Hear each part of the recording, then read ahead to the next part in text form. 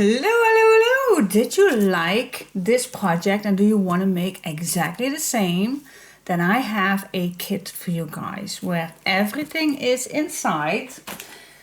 There is a little welcome note, as always. You do not need this, but there is just a little welcome note with some measurements, so just a welcome note.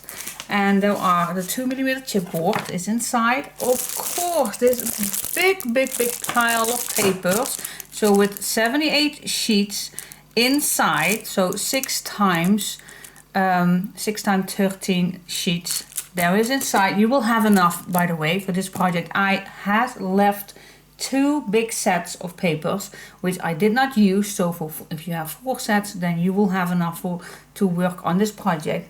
Of course, we have a ribbon set for you guys that I also made the 2 spines, and a flower set which you can use, and of course 2 bags of metal embellishments, and even those beads are inside, so that is included. So you can make exactly the same project as I did. There's only one thing missing, and that is the basic cardstock. I never ever have that in a kit, so you can choose any color you like, any brand you like, any thickness you like. It's just pure your personal touch which cardstock you like to use, but for the rest everything is inside. So send me just an email if you want this.